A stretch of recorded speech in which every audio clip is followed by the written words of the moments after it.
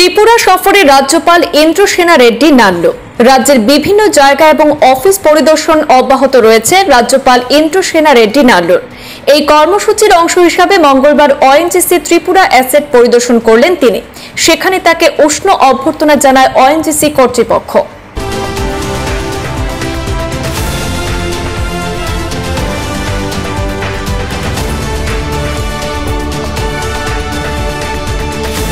মঙ্গলবার রাজ্যপাল ইন্দ্রসেনা রেড্ডি নাড়লু পরিদর্শন করেন বাধারঘাটস্থিত রাজ্যের ওএনজিসির ত্রিপুরা শাখার প্রধান অফিস।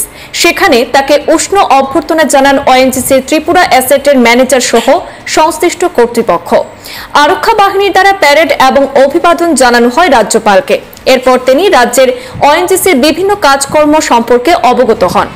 রাজ্যপাল জানান, ওএনজিসির প্রতি রাজ্যবাসীর অনেক প্রত্যাশা রয়েছে। এখানে কিভাবে কাজকর্ম হচ্ছে তা দেখার পাশাপাশি সংশ্লিষ্ট কর্তৃপক্ষের সঙ্গে আলাপ আলোচনার জন্য তিনি সেখানে এসেছেন বলে জানিয়েছেন। প্রসঙ্গত, তেল এবং প্রাথমিক গ্যাস কর্পোরেশন অর্থাৎ ওএনজিসি পেট্রোলিয়াম এবং প্রাকৃতিক গ্যাস অনুসন্ধানের কাজে যুক্ত। এটি দেশের বৃহত্তম তেল এবং গ্যাস অনুসন্ধানকারী সংস্থা।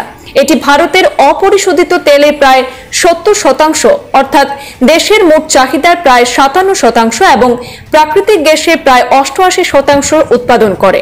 ওএনজিসি 1986 সালে ত্রিপুরায় বাণিজ্যিক গ্যাস উৎপাদন শুরু করে।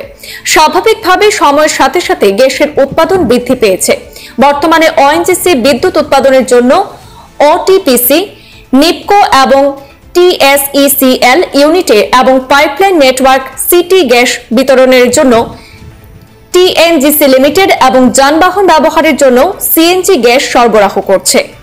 ऑर्गेनाइजेशन जो है पर्टिकुलरली पब्लिक अंडरटेकिंग्स कैसा है क्या है वो देखने के लिए इंटरेक्शन के लिए आया हूँ।